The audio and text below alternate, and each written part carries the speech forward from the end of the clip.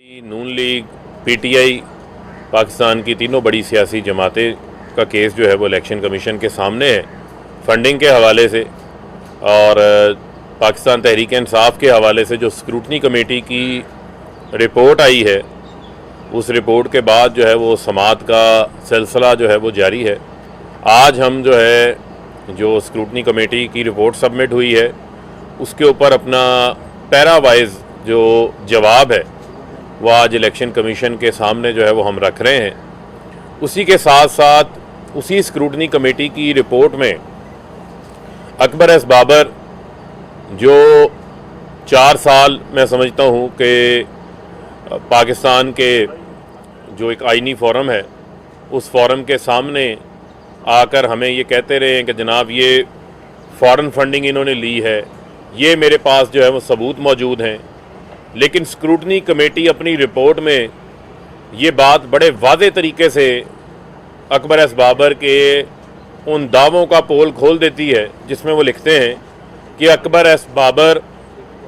Scrutiny committee के सामने किसी किस्म का कोई सबूत जो है वो रखने में नाकाम रहे हैं।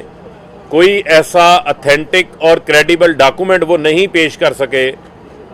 जिसको वो किसी कोर्ट ऑफ लॉ में पेश कर सकें। तो लिहाजा अकबर एस बाबर की जो पटिशन थी, जो अकबर एस बाबर की दरख्वास्त थी, उसके साथ लगे जितने उनके दावे थे वो तमाम दावे जो है वो झूठे साबित हुए। उनके अंदर किसी किस्म की कोई क्रेडिबिलिटी नहीं थी, किसी किस्म का कोई सबूत मौजूद नहीं था। वो स्क्रूटनी कमेटी की रिपोर्ट में जो बातें लिख दी हैं उसका मतलब यही है कि वो पटिशन जो है वो फारिग होनी चाहिए। लिहाजा हमने अपना कानूनी राइट इस्तेमाल करते हुए आज हमने इलेक्शन कमीशन में एक और दरख्वास्त जो है वो दायर की है, जिसको हमारे जो वकील हैं अनवर मंसूर साहब वो आज इलेक्शन कमीशन के सामने उस दरख्वास्त को रखेंगे, जिसमें हमने ये इस्तदा की है क्योंकि स्क्रूटनी कमेटी इस बात का यादा कर चुकी है कि अकबर एस बाबर की इस पटिशन में किसी किस्म का ना कोई अथेंटिक सबूत मौजूद है, ना ही कोई ऐसा एविडेंस मौजूद है जो कि कोर्ट ऑफ लॉ में पेश किया जाए। लिहाजा अकबर एस बाबर को इस केस से जो है वो अलहदा कर दिया जाए। और इलेक्शन कमीशन की जो स्क्रूटनी कमेटी ने जो रिपोर्ट पेश की है, जो वो कहते हैं कि हमने थर्ड पार्टी से मुख्तलिफ ज़रायों से, जिसमें स्टेट बैंक भी शामिल है, उससे हमने रिपोर्ट मंगवा कर हमने स्क्रूटनी कमेटी की रिपोर्ट तैयार की है। उसके ऊपर इलेक्शन कमीशन इस केस को सुनता रहे। लेकिन चूंकि अकबर एस बाबर पटिशनर थे और बतौर पटिशनर वो स्क्रूटनी कमेटी को सेटिस्फाई नहीं कर सके, लिहाजा उनको इस केस से जो है वो अलहदा कर देना चाहिए। और इलेक्शन कमीशन ख़ुद जो है वो स्क्रूटनी कमेटी की रिपोर्ट भी मौजूद है, इलेक्शन कमीशन के मेंबरान भी मौजूद हैं, वो इस दरख्वास्त को जो है वो सुनते रहें। इसी के साथ साथ जो आज पीपल्स पार्टी और नून लीग का केस है, देखें ये तीनों केसेस यानी 2018 मार्च में पीपल्स पार्टी का पीटीआई की स्क्रूटनी कमेटी बनी, अप्रैल 2018 में यानी 1 माह बाद पीपल्स पार्टी नून लीग की स्क्रूटनी कमेटी बन गई। अब 64 करोड़ रुपए का ऐसा हिसाब है जो कि नून लीग नहीं दे पा रही, और 9 के करीब ऐसे उनके अकाउंट्स निकले हैं जो कि स्क्रूटनी कमेटी में जब इलेक्शन कमीशन ने हमें इजाज़त दी कि आप इनके अकाउंट्स की जांच पड़ताल कर सकते हैं, तो हमने देखा कि 9 ऐसे अकाउंट्स हैं जो नून लीग ने खुफिया रखे हुए हैं, जिनमें ट्रांजैक्शंस होती नहीं हैं, जिनको छुपाया गया है, वो उसका जवाब देने से कासिर हैं। उनके बैंक अकाउंट्स में जो रकूम आती नहीं है उसका जवाब आज तक जो है वो नून लीग ने नहीं दिया। इसी तरह 35 करोड़ रुपए की रकूम पीपल्स पार्टी के अकाउंट में ऐसी हैं जो अनअकाउंटेड फॉर हैं, जिनका ना कोई चेक मौजूद है, ना कोई ड्राफ्ट मौजूद है, ना वो पैसे जमा करवाने वाले लोग मौजूद हैं। तो चूंकि दोनों जमातों की वारदात का तरीका एक ही है, क्योंकि किसी की पापड़ वाले निकल आते हैं, किसी के फलूदे वाले निकल आते हैं, मुर्दों के अकाउंट में भी इनके पैसे निकल आते हैं। यहाँ भी इन्होंने अपने अकाउंट्स के अंदर, पार्टी अकाउंट्स के अंदर यही कहानियाँ जो हैं वो चला रखी हैं। तो लिहाजा ये बड़ा ज़रूरी है कि ये केसेस जो सियासी जमातों की फंडिंग के केसेस हैं ये आइडेंटिकल नेचर के हैं। तो लिहाजा कानून की हाकमियत के लिए और जो सुप्रीम कोर्ट का आला अदलिया का फ़ैसला था जिसमें ये बात बड़ी वाज़े लिखी हुई थी कि तमाम सियासी जमातों की without any discrimination according to the law, यानी कानून के मुताबिक तमाम सियासी जमातों के अकाउंट्स की जांच पड़ताल होनी चाहिए। मैं इलेक्शन कमीशन से मैंने गुज़िश्ता समात में भी इस्तदा की थी, आज फिर मैं ये इस्तदा कर रहा हूँ कि जो स्क्रूटनी कमेटी के एक मेंबर रिटायर हुए, जिसकी वजह से स्क्रूटनी कमेटी डिसफंक्शनल हो गई, और पीपल्स पार्टी और नून लीग के जो केसेस हैं उनके ऊपर पेशरफ्त नहीं हो रही। ये लोग तो पहले ही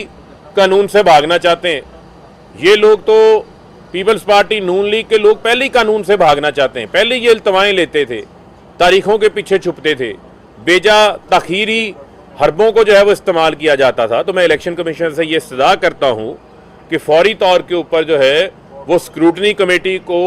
फंक्शनल किया जाए, और पीपल्स पार्टी और नून लीग के जो केसेस हैं उनके ऊपर भी स्क्रूटनी का अमल तकरीबन मुकम्मल हो चुका है, और स्क्रूटनी कमेटी पीपल्स पार्टी नून लीग के केसेस में भी अपनी रिपोर्ट जो है वो इलेक्शन कमीशन के सामने जमा करवाए, ताकि मैं समझता हूँ कि पता चले कि किस जमात के जो अकाउंट्स हैं उनके अंदर क्या क्या बेज़ाब्तगियाँ हैं, कहाँ कहाँ से ममनुआ फंडिंग है। और हमें इजराइल और भारत की फंडिंग के ताने देने वाले मैं मरियम सफदर से ये बात पूछना चाहता हूँ कि वो अपनी पार्टी अकाउंट्स के ऊपर आगे क्यों नहीं बात करती, बिलावल अपनी पार्टी अकाउंट्स के ऊपर आगे क्यों नहीं बात करते, आए ना आके जवाब दें, क्यों राह फरार इख्तियार की हुई है इन दोनों ने। और मैं इनको ये चैलेंज आज फिर करना चाहता हूँ कि हमने अपने तमाम जो है वो सबूत भी फराहम किए। पाकिस्तान तहरीक इंसाफ वो वाहिद सियासी जमात है जिसने पॉलिटिकल फंड रेजिंग का जो है वो कॉन्सेप्ट दिया है, और हम जो है वो हमेशा कानून का एहतराम करते हैं, हमेशा इन्हीं इदारों का एहतराम करते हैं। इनकी तरह नहीं है कि कभी अदालतों को धमकियां लगाने लग जाते हैं, कभी सुप्रीम कोर्ट के ऊपर हमला करना शुरू कर देते हैं, कभी जस्टिस रिटायर्ड कयूम जैसे लोगों के ज़रिए जो है वो टेलीफोनों के ऊपर फैसले रखाने शुरू कर देते हैं, कभी ब्रीफ केसों का कहानी चलानी शुरू कर देते हैं। और ये जो हालिया बयान राना सनाउल्लाह ने दिया है जजेस के हवाले से कि कोई शहबाज शरीफ के केसेस के ख़िलाफ़ कोई फ़ैसला करे, भाई शहबाज शरीफ ने अगर चोरी की हुई है, वो अपने केसेस का हिसाब नहीं दे पा रहे शहबाज शरीफ, तो क्या नून लीग खड़ी होकर ये कहेगी कि जनाब हम अदालतों का घेराव करेंगे, हम मोअज़्ज़िज़ जजेस का घेराव करेंगे? ये पाकिस्तान के अंदर जो है वो अदलिया के ऊपर एक और हमला है। और अभी तक पूरी नून लीग की क़यादत में ना शहबाज शरीफ की तरफ से, ना मरियम सफदर की तरफ से, किसी जानिब से भी राना सनाउल्लाह के बयान से अपने आप को जो है वो ना जुदा किया गया, ना उसकी तरदीद की गई, ना उसकी मजम्मत की गई। इसका मतलब ये है कि ये पूरी जमात का ये माइंड सेट है, और राना सनाउल्लाह ने पार्टी पॉलिसी आगे बयान की है। तो मैं भी इनको यहाँ से ये पैगाम देना चाहता हूँ कि ये जो बड़के हैं ये कहीं और जाके मारें, बजाय आप रसीदें देने के, बजाय आप बताएं मकसूद चपड़ासी कहाँ से आया जिसके अकाउंट में 4 अरब रुपए आ गया, बताएं आप, बजाय आप ये बताएं कि ये मसरूर अनवर कौन है जो 2008 से 2017 तक शहबाज शरीफ के अकाउंट के अंदर करोड़ों रुपया जमा कराता रहा HBL के अकाउंट के अंदर। आप कह रहे हैं हम जजेस का घेराव करेंगे, हम अदालतों का घेराव करेंगे, तो हम आपको ऐसा नहीं करने देंगे। पाकिस्तान के अंदर आइन भी मौजूद है, पाकिस्तान के अंदर कानून भी मौजूद है, और मैं ये मुतालबा करता हूँ कि आज ये इसके ऊपर माफ़ी मांगें। आज फौरी तौर के ऊपर जो है वो शहबाज शरीफ, मरियम सफदर अगर वो अपने राना सनाउल्लाह के बयान की कोई तरदीद नहीं करते तो यही समझा जाएगा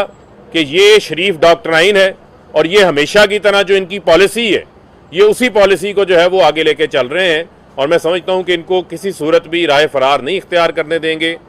क्योंकि पहली बार ताकतवर को जो है वो कानून का खौफ पैदा हुआ है, पहली बार जो है वो ताकतवर का एहतसाब हो रहा है। तो लिहाजा हम इंशाल्लाह इस एहतसाब के अमल के साथ भी खड़े हैं, और इंशाल्लाह हम जिसने मुल्क को लूटा है उसको भी कैफरे करदार तक पहुँचाने में कानून के मुताबिक जो है इस मामले को आगे बढ़ाएंगे। जी।